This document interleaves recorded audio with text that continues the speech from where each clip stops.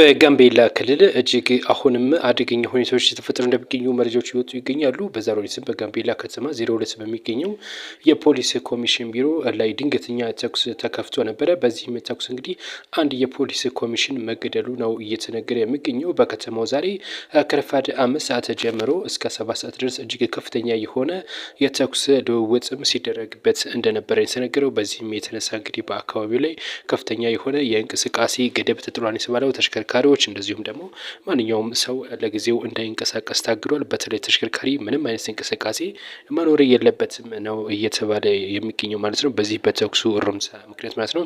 እንደሚታወቀው ከሰሞኑ እንግዲህ በጋምቤላ አስቸኳይ ጊዜ አዋጅም ታውጆ ነበረ። የክልሉ ፕሬዚዳንትም እስካሁን ምንም አይነት ከዚህ ጉዳይ ይፋዊ መግለጫ እንዳልሰጡ እየተነገረ ነው የሚገኘው። በጋምቤላ ክልል አሁንም ውጥረቱ እንደነገሰ ነው የሚገኘው። በርካታ ወረዳዎች እንደዚሁም ደግሞ በዋናው ከተማው ጋምቤላ ከተማዋ ራሱ ዋና የክልሉ መቀመጫ የሆነችው ከተማም ጭምር ድረስ እንግዲህ ከፍተኛ የሆነ ስጋት እንዳለ የመረጃ ምንጮች እየጠቀሱ ይገኛሉ። የፌዴራል መንግስቱም ስለዚህ ጉዳይ ምንም ያለው ነገር የለም። ክልሉም እንደዚሁ እንግዲህ ግጭት ተፈጥሯል። አንዳንድ ባለስልጣናት የምክር ቤት ባለስልጣናት ጭምር በክልሉ ግጭት ነው ማለት ይከብዳል፣ ከግጭት ያለፈ ነው ማለታቸውን ባለፈው ዘግቤላችሁ ነበረ። ምን እንደተፈጠረ አሁንም ከፍተኛ ውጥረት አለ ነው የተባለው። እንግዲህ ከዚህ ጋር ተያይዞ ሰፋ ያለ መረጃ የሚወጣልኝ ከሆነ ይዤላችሁ መለሳለሁ። ወደ ሌሎች መረጃ እንሄዳለን።